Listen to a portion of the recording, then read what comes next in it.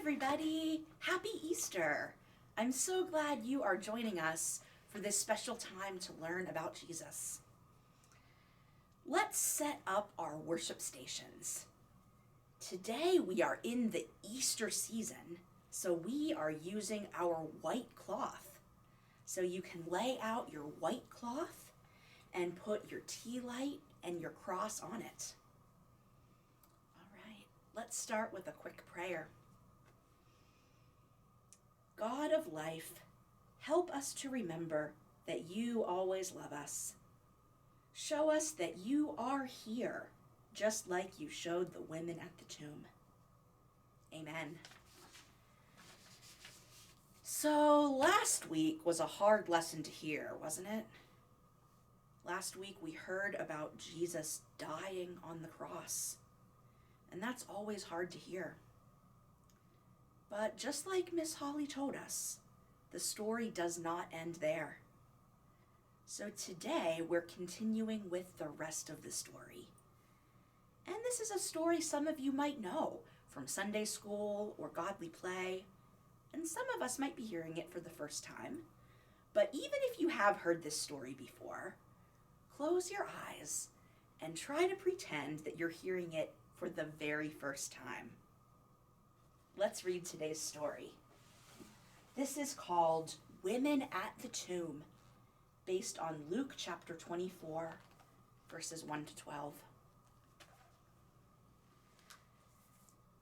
Dying is a part of the life cycle. Think about a plant. Any plant which begins as a seed. First is birth, the sprouting of the seed. Next is growth, the unfurling of stem and leaves. The plant lives and soaks up sunshine and rainwater. And then the plant dries up and dies. But the life cycle, the story of the plant, is not over. New seeds grow in what's left from the old plant. And the story was not over for Jesus when he died either. Jesus had been dead for more than a day. Early on the morning of the third day, Mary Magdalene, Joanna, Mary, the mother of James, and some other women who loved Jesus all went to the tomb where he had been taken. They walked sadly and quietly, carrying sweet-smelling spices to place on his body. When they got to the tomb, they were surprised. The stone was rolled away from the cave opening. They looked in, but Jesus was not there. The women were confused and scared. Who had moved the body? Suddenly, two men in shiny white clothes stood next to them. Afraid, the women turned away.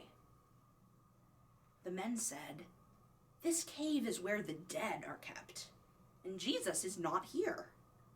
He has been raised to life. Remember what he said when you were with him in Galilee? He said that the one sent from God will be taken by those who don't believe in him. This one will be killed, but on the third day, this one from God will rise to life again."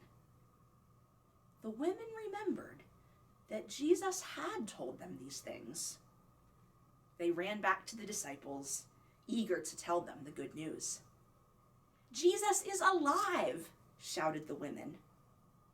But the disciples didn't believe Mary. They didn't believe Joanna. They didn't believe Mary, the mother of James. They didn't believe any of the women. But Peter wasn't sure. He ran to the tomb. When he got there, he looked inside. This time, the two men in shining white clothes were not there.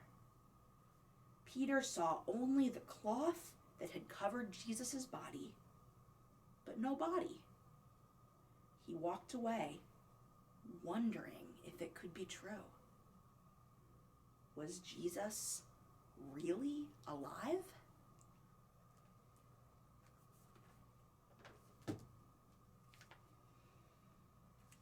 So this story started on the third day after Jesus died on the cross. We didn't talk about it, but after Jesus' death, his friends took him off the cross and prepared his body for burial. They cleaned his body up and wrapped it in a piece of clean cloth.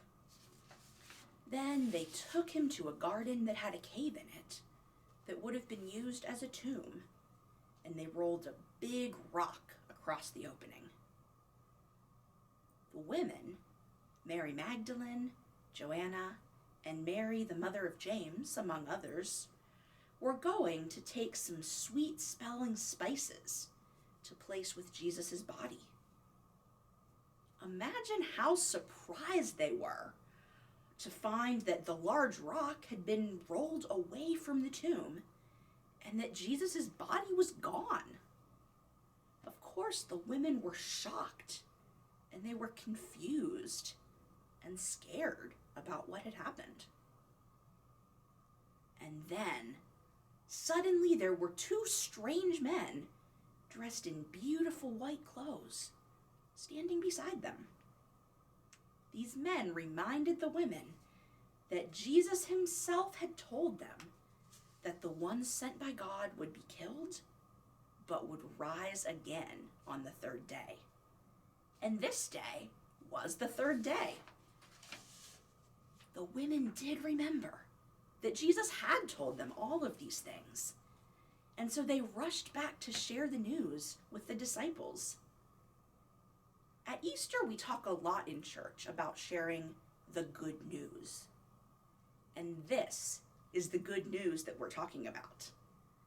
The good news that Jesus Christ has risen from the dead. But what was the reaction when the women first shared their good news? The disciples didn't believe them, even though they had listened to Jesus teaching about this, just like the women had. There was one disciple, though, who wasn't so sure what had happened. Peter ran to the tomb, and though he didn't see the men dressed in white, he did see that Jesus' body was missing. He wasn't sure what to believe. If you had been in this story, who would you be? The women who remembered Jesus' teaching and believed that he was alive again? Or the disciples who didn't think this was possible? Or maybe Peter, who wanted to believe but just wasn't sure yet? Give that question some thought this week. All right, it's time for our questions for this week. Like always, you can think about these questions quietly, or you can talk about these questions with your family, or you can draw or write your thoughts in your wondering journal. Here we go. The story this week started by talking about the life cycle of plants. What do you think this has to do with the story of Jesus? Why do you think the disciples didn't trust the women who went to the tomb? How do you think Jesus is alive today? This week, you also have a resource page, and it asks you to use your senses to describe how that day might have been. If you need to, you can rewind this video and listen to the story again and think about how that day might have sounded or looked or smelled or tasted or felt like. You can go ahead and draw or write your thoughts on the page. Another activity you might want to work on this week is to practice sharing with your family the good news of this story in 2 minutes or less. The resource page will help you hit all the important parts of the story. We also have some other videos for you to watch this week. First, there's a song called Have You Heard? And it has some fun motions you can follow along with. Since we talked about plants in this lesson, your family activity this week has to do with plants. If your family has a garden, maybe you can think about trying composting. We have a video that you can watch that's in the email your family received. All you need is a plastic container to get started, and for 1 week, you can collect your food leftovers, including paper napkins and paper bags, in that container. But don't put meat, dairy, or eggs in it, though. At the end of the week, take everything in the container and bury it in the ground, and in a few months, you will have rich, healthy soil that's ready to grow new life. Let's have a prayer.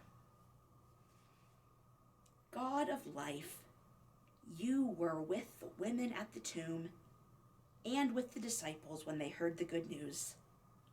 Help us to share the good news that your love is stronger than death. Amen. Thanks so much for spending this time together learning about the good news of Jesus' resurrection. Have a good week, and we'll see you soon.